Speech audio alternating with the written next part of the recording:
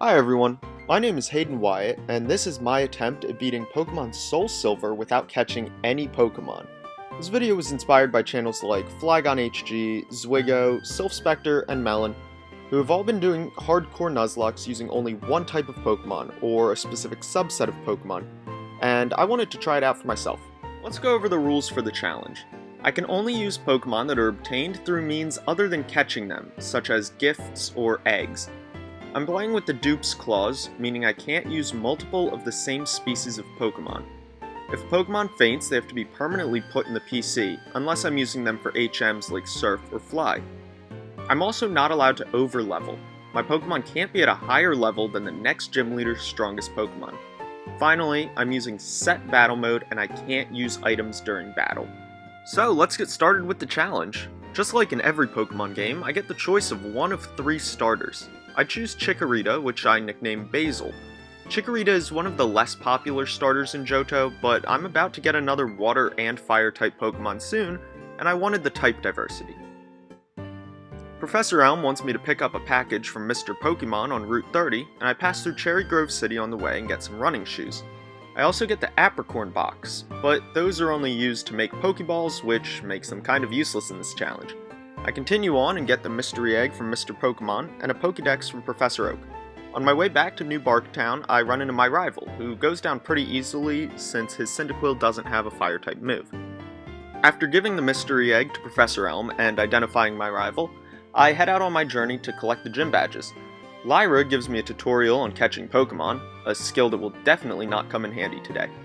I continue on to Violet City, avoiding every trainer I can. I'll need to save them for later to get some XP. I can get 4 new Pokemon in Violet City, although one of them has to wait until after the gym battle. A man in the Pokemon Center will give you 3 Pokemon eggs and some new wallpapers for the PC if you input certain passwords, which are generated based on your trainer ID. As far as I know, there's no way to figure out these passwords without using an external tool, so I'll link the website I used in the description. After getting all 3 eggs, I run around outside for 5 minutes until they start to hatch. I can now add Mareep, Wooper, and Slugma to the team, which I nickname Volt, Muddy, and Magma. I switch train them against wild Pokemon for a while until they're all at level 5 before taking on Sprout Tower. Magma and Volt both gain some levels here, but Muddy is 4 times weak to grass, and most of the trainers here only use Bellsprout, so he can't do much. I reach the top of the tower, and Magma is able to single-handedly take down the final Elder, allowing us to go and challenge Falconer. Before taking on the gym, I go back to fight the trainers I skipped on the previous route to get some more experience. After defeating them and taking out all of the gym trainers, Volt is up to level 13, matching Falconer's Pidgeotto. I sweep through both of his Pokemon with no trouble, obtaining the Zephyr badge. When I leave the gym, Professor Elm calls me and says he wants me to have the egg that Mr. Pokemon gave him. So I pick it up from the assistant in the Pokemart. It's time to head towards Azalea Town, and I try to level up Muddy on the way since he fell behind the rest of the team's levels. This guy seems pretty sad that I don't want a fishing rod, but there's nothing I can do with it other than catch Pokemon. We have to pass through Union Cave, and this is a great place for Muddy to catch up to the rest of the team. Everything went perfectly, and there was no reason to panic at any time during this section. By the time I reach Azalea Town, Muddy is level 13, on par with the rest of the team. Team Rocket is causing trouble in Slowpoke Well, so I go and talk to Kurt, who says that he'll go save the Slowpoke. He then immediately falls down the well and breaks his back, leaving me to do all the hard work. While I'm fighting the Team Rocket grunts, Volt reaches level 15 and evolves into Flaffy. I take down Team Rocket admin Proton, and Kurt's back is suddenly fine right after I have the situation under control. I suspect he was just trying to commit insurance fraud. Now that I'm done with Team Rocket, I head over to Ilex Forest, but I have to battle my rival first. He goes down without any trouble, and the egg that I got from Professor Elm hatches into a Togepi, which I name Eggshell. I help return this guy's Farfetch'd to him so that I can get a Charcoal to strengthen Magma's Fire-type moves. I battle all of the gym trainers for some extra experience, and then grind against wild Pokemon in the forest until Magma reaches level 17 to match Bugsy's Scyther. With Magma at level 17 and Volt at level 16, the two of them can tag team the gym to get the Hive badge. From here, the level cap only increases by 2 levels from 17 to 19, so I need to be careful not to overlevel before battling Whitney. Luckily, I still have 3 other Pokemon that are at lower levels, so Magma and Volt can have a little break. I passed through Ilex Forest and Route 34, letting the rest of my team gain a few levels on the way before reaching Goldenrod City. My team isn't exactly ready for the gym quite yet, so I'm going to stop by the game corner. I can earn coins by playing Voltorb Flip and exchange some of those coins for Pokemon. Abra costs 200 coins, Sandshrew costs 700 coins, and Dratini costs 2,100 coins. If I was playing Heart Gold, I could get Ekans instead of Sandshrew. After a few minutes, I have enough coins to buy an Abra, giving me a full team of 6 Pokemon. While I could get Sandshrew and Dratini right now as well, I'm going to wait until later. I get a radio card so that Whitney will go back to her gym, and I switch train Abra against the gym trainers until he gains one more level and evolves into Kadabra. Once I've taken out all the trainers in the gym, I battle the trainers on Route 35 to get my team up to match Whitney's level 19 Miltank. I also go to the Name Raider to rename Kadabra to Psych since I wasn't given the option to nickname when I first got him. I find a Soothe Bell while training in National Park, which I give to Eggshell. I also meet Cameron the photographer, and we get a nice family photo. Eventually, with most of my team at level 19, I decide it's time to battle Whitney. The battle against Whitney is notoriously difficult, and this time was no exception. Her Clefairy goes down without too much trouble, but then she sends out Miltank. Kadabra has a very high special attack stat, which I expected would take out Miltank, but I was wrong. Confusion only does a small amount of damage, and Kadabra just barely survives a single stomp. Miltank uses up her held Lumberry after getting confused, and I come up with a new plan. I switch to Magma to use Yawn to put her to sleep. But Yawn takes 2 turns to put the opponent to sleep, and Psych is too low to switch in while Miltank is awake. I have to sacrifice Magma to safely switch in Psych. I can safely do a bit of chip damage while Miltank is asleep, but Whitney uses a super potion and I know I can't take her out before she wakes up. I do as much damage as I can with Psych before Miltank wakes up and claims her second victim. At least now she's low enough that I can send out Volt to finish her off and claim the Plane Badge. I deposit my fallen team members into the PC before setting my sights on Ecruteak City.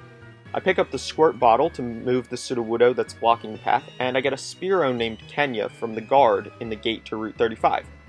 He asks me to deliver it to his friend on Route 31, but I decide it will make a fine addition to my team. Basil, Kenya, and Muddy are all only one level away from evolving, so I grind against some trainers and wild Pokemon. After that, Muddy takes down the Sudowoodo, and I can get to Ecruteak City. I meet Bill in the Pokemon Center before he returns to Goldenrod.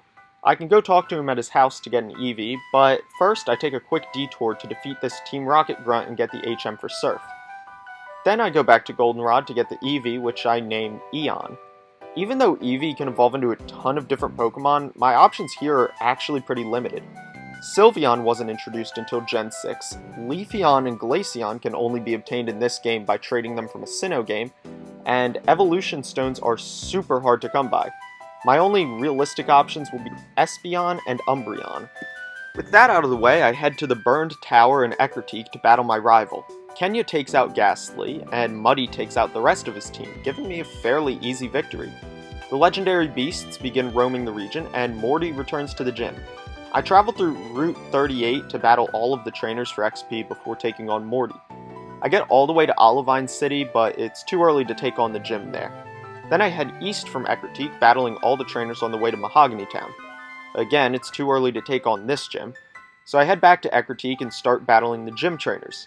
Eggshell is really useful in this gym since she knows Extrasensory, a strong Psychic type move, and the Ghastly line is part Poison, making them all weak to Psychic. Plus, Eggshell and Kenya are both normal type Pokemon, making them immune to Ghost type attacks.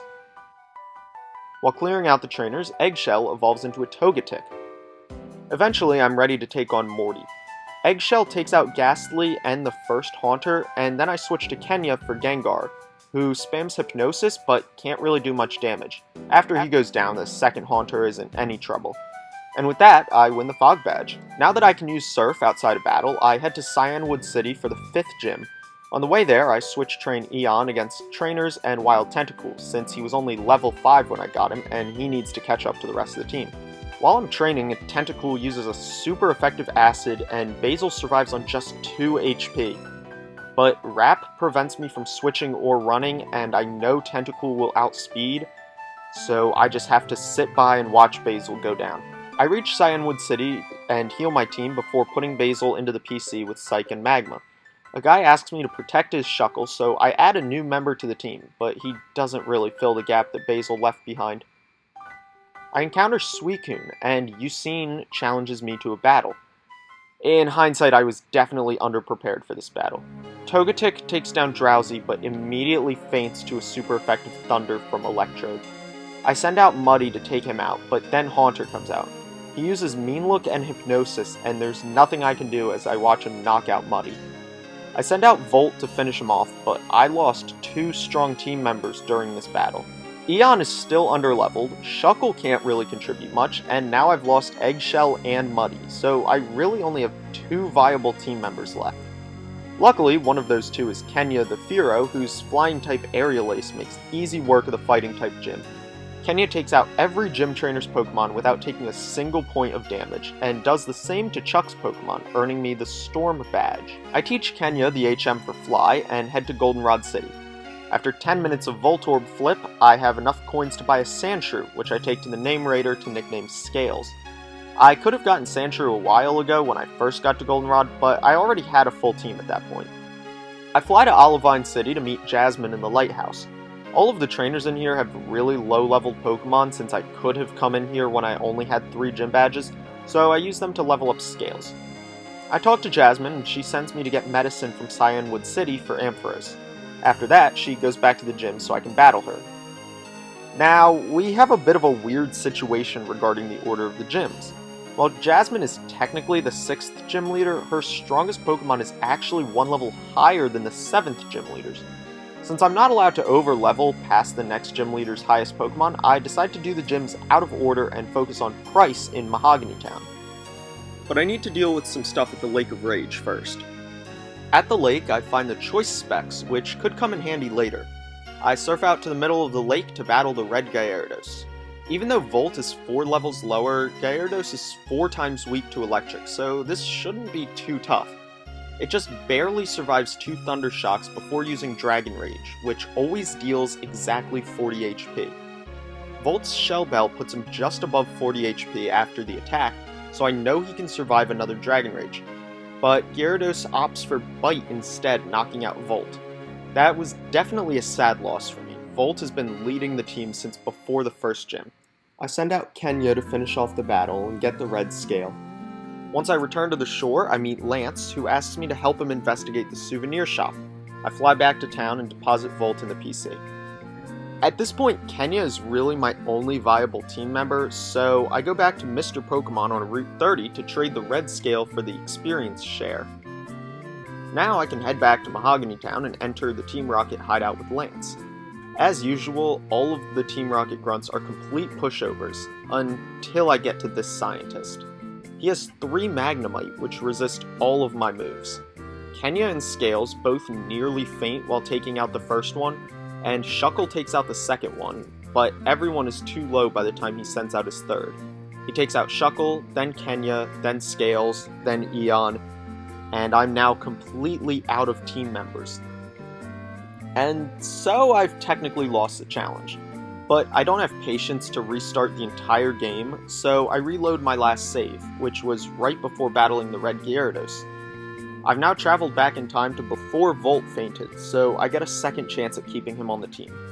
I use Thunder Wave to paralyze Gyarados, and then switch to Kenya. I use Fly a few times, and then learn that Twister can hit a Pokemon in mid-flight, and Kenya goes down. I send out Volt to finish off Gyarados with Thunder Shock. This was the opposite of the first attempt at this fight, where Volt fainted and Kenya dealt the final attack. Once again, I get the experience share from Mr. Pokemon and go to meet Lance at the Rocket hideout, this time making sure to avoid the scientist with the Magnemite.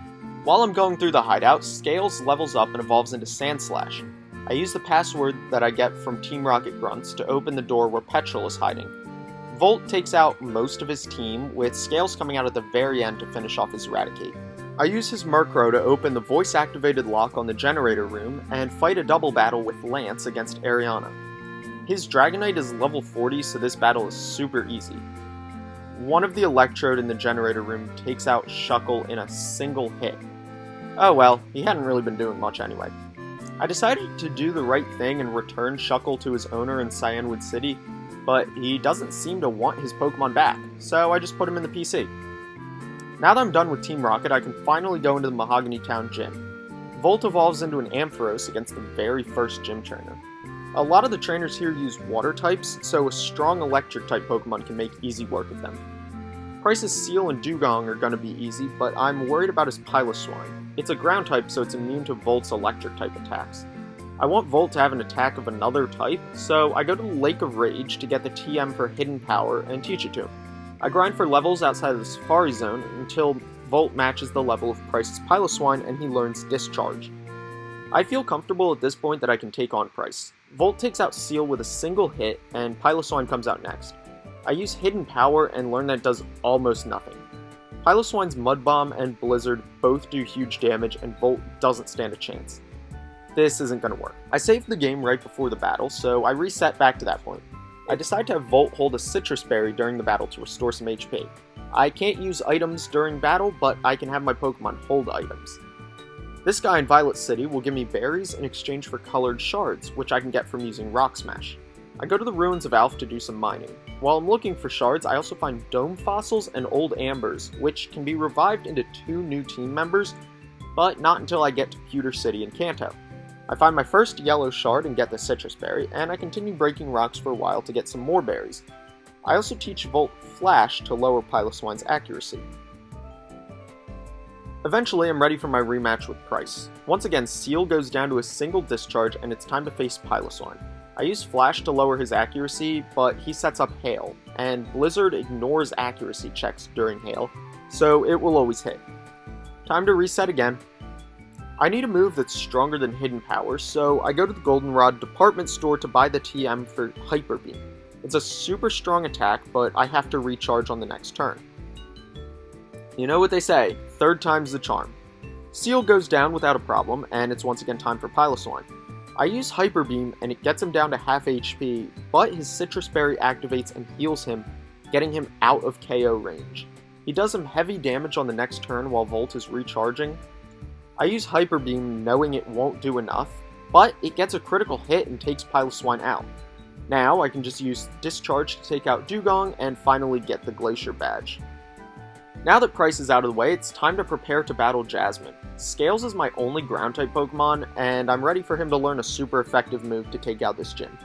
I level him up to level 33 where he learns Sand Tomb, a base 15 power move. That's the only ground-type move he learns by level up.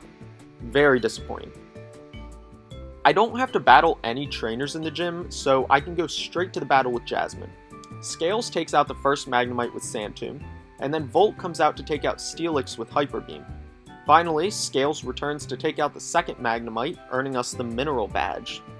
As I'm leaving the gym, Professor Elm calls me to tell me that Team Rocket is causing some trouble with the radio, so I'm going to need to make a detour before progressing to the final gym. I fly to Goldenrod City to go investigate the radio tower, but this grunt tells me I need to be in a Team Rocket uniform to get in. I go to the tunnel underneath of Goldenrod and get a uniform, then return to the radio tower, where Silver immediately blows my cover. After beating the first guard, I can get in and start battling my way to the director's office. Eon has the experience share on, so he'll get levels as I'm battling all the grunts, and he ends up evolving into an Espeon. Eventually, I get to the office and find the director, but it turns out to be Petrel in disguise, and he challenges me to a battle. His first Coughing uses Self-Destruct, leaving Scales on low HP. He sends out Wheezing next, and Sludge takes out Scales. I send out Volt next, who uses Discharge to take out the rest of Petrel's team. With him defeated, he gives us the key to get into the basement in the Goldenrod Tunnel. I deposit Scales into the PC and heal the rest of my team. I only have 2 team members left, Volt the Ampharos and Eon the Espeon.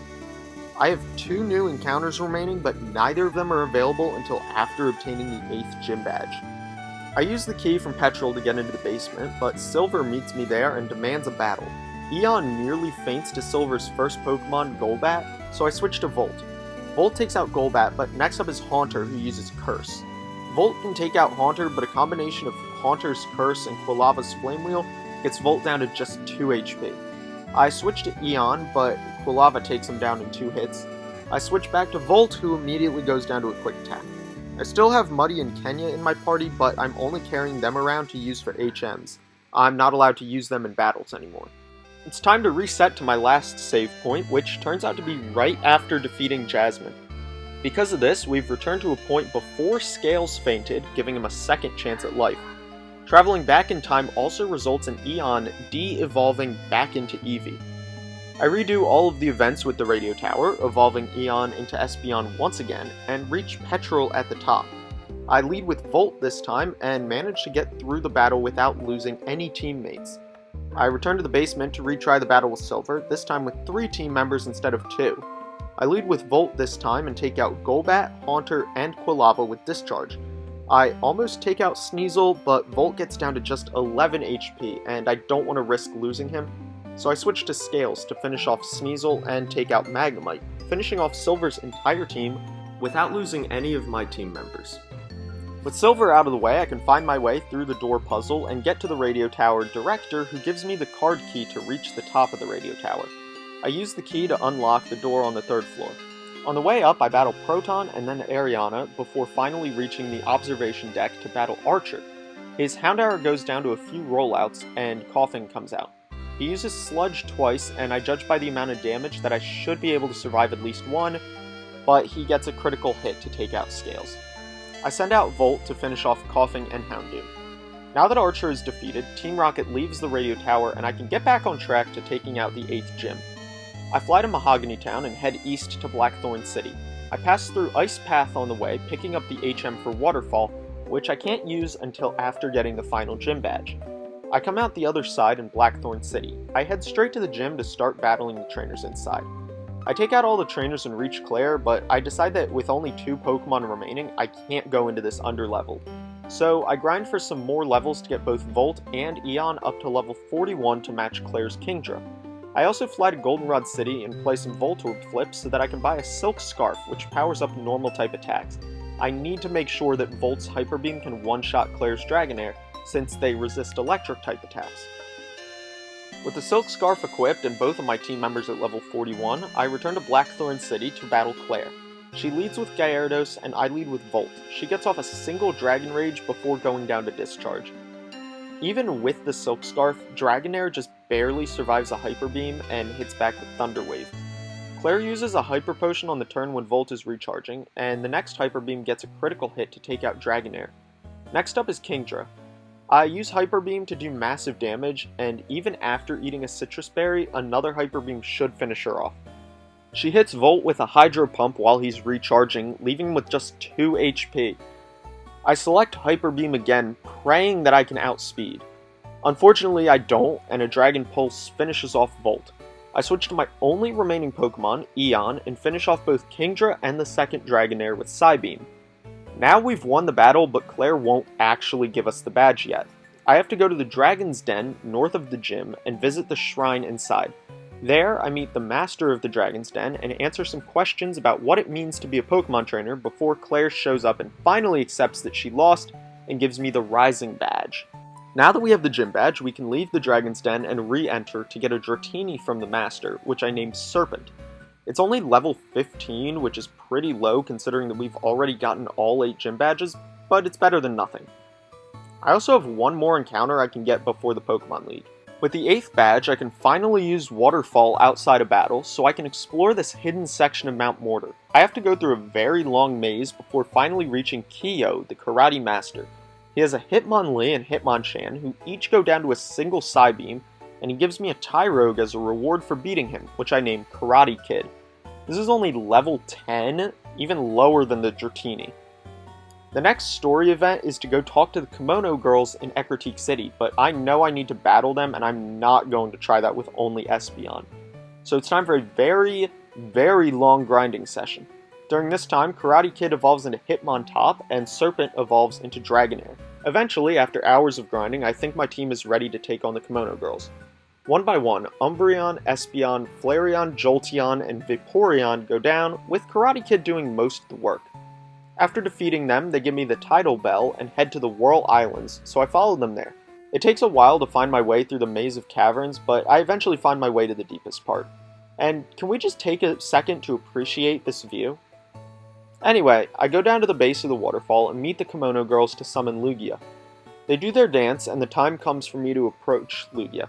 I can't catch it, so I'll need to defeat it in battle. Nah, just kidding. I immediately run from it. With that pointless side quest out of the way, I need to get back on track to become the champion. I fly back to New Barktown and find Cameron the photographer there.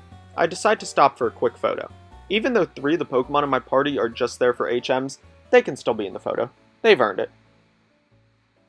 Now that we can use Waterfall, we can progress through Tojo Falls and head toward the Pokemon League. There's a house near the end of the route where a lady offers to heal my Pokemon, which is good because the trainers on this route are pretty strong. And so we reach the gate to Victory Road. The paths to Mount Silver and Viridian City are both blocked off, so our only option is to stay on track to the Pokemon League. Victory Road is actually really easy in this game. There are no trainers at all, so I can just use a repel to avoid wild Pokemon and rush straight to the end in about 5 minutes. The only trainer battle is against my rival at the very end. Karate Kid takes out his Sneasel, and Eon sweeps through all of his other Pokemon. And now there's nothing standing in the way between me and the Pokemon League. The level cap for the Elite Four is 47 to match the level of the last Elite Four member's strongest Pokemon, so I grind for a little while to get all 3 of my Pokemon up to level 47. I go to the Lake of Rage to get the Black Belt for Hitmontop, which powers up fighting type moves, and I go to the Goldenrod department store to get the TM for Thunder, which I teach to Serpent. I put my HM users back in the PC and sell any revives I've picked up throughout my travels, just so I'm not tempted to use them. And with that, it's time to challenge the Elite Four. The first Elite Four member is Will, the Psychic-type specialist. His Xatu confuses Eon, but Eon pushes through and consistently lands every attack, taking out the first Xatu while taking only a little bit of damage. He sends out his second Xatu, who also goes down to a few bites from Eon, but he manages to get Eon pretty low. I use a few sand attacks on Exeggutor before switching to Serpent, who takes out Exeggutor and Jinx with Fire Blast, and then Slowbro with Thunder. Next up is Koga, the Poison-type specialist. Poison is weak to Psychic, so Eon should be able to sweep through his entire team pretty easily. His Fortress takes a while to go down because it's bulky, but it can't do much damage. Muck lands a Gunk Shot that gets Eon down to 2 HP, but I know I'll outspeed, so I leave Eon in to finish him off. Third is Bruno, the Fighting-type specialist. Once again, Fighting is weak to Psychic, so Eon sweeps through his entire team. Onyx isn't even a Fighting type, but he still goes down to 1 Psybeam because Onyx has awful special defense. His very last Pokemon, Hitmonchan, freezes Eon with Ice Punch, so I switch to Karate Kid to finish him off. The final Elite Four member is Karen, the Dark-type specialist. Dark is completely immune to Psychic, so I lead with Karate Kid, who takes out Umbreon and Murkrow. Next up is Gengar, who's immune to all of Karate Kid's attacks, but she isn't a Dark type, so I send out Eon to take her out with a Psybeam. Next is Houndoom, so I send out Serpent, who just barely survives a Flamethrower to take her out with Aqua Tail. Karen's final Pokemon is Vileplume, who goes down to a single Psybeam from Eon. And now it's time for the champion, Lance. Lance leads with Gyarados, so I lead with Serpent and take him out with Thunder. Next up is Dragonite, who outspeeds and takes out Serpent with a single Dragon Rush. Eon does enough damage to take out Dragonite, but Aerodactyl takes out both Eon and Karate Kid. Luckily, I saved the game right before battling Lance, so I reset to that point. On this attempt, I managed to get past Gyarados, Dragonite, and Aerodactyl before going down to Charizard. Attempt number 3. Gyarados nearly takes out Serpent, and I already know I won't win this one. Serpent can't survive a single hit from Dragonite, so the only way I'm going to win this is if I can take out Dragonite without taking any damage. Dragon Rush only has 75% accuracy, and I can take out Dragonite in 2 hits, so this is theoretically possible. So I reset again, and again, and again. I spent 45 minutes attempting this battle, and keep in mind that I'm using an emulator, so I'm speeding up the game quite a bit. Eventually, after about 70 or 80 attempts, and that's not an exaggeration, I finally accept the fact that I cannot win this battle with my current team, no matter how many times I try. I need to bring in a new team member, so Volt comes out of retirement. I know this is against the rules of the Nuzlocke, but at this point I'm 13 hours into recording and I'm ready to be done. I grind in Victory Road to get Volt up to level 47, and I pick up the TM for Thunder from Goldenrod Department Store. I return to the Pokemon League, this time with Volt to help. Volt sweeps through Will's entire team, Eon sweeps through Koga and Bruno, Karate Kid and Eon take out Karen, and now we're back to Lance. I use the TM for Thunder to replace Volt's Discharge. Even with Volt, this battle is tough. It takes 19 attempts before I completely give up and start using healing items to win this battle. So, did I beat the champion? Yes. Did I break every rule of the Nuzlocke to do it? Also yes. Am I proud of myself? No. But it was clear to me that there was no other way for me to win this battle. After the credits roll, I return to my home in New Barktown. Professor Elm gives me the SS ticket to sail to Kanto. I fly to Olivine City and get the National Pokedex from Professor Oak before boarding the SS Aqua. The ship will dock in Vermilion City, and I'll have another 8 gym leaders to battle. But not right now. Between recording and editing this video, it took me over a month to put together. So if you enjoyed it and want to see more videos like this one, make sure to like and comment and subscribe so that I know you want to see more. Anyway, thanks for watching. See ya!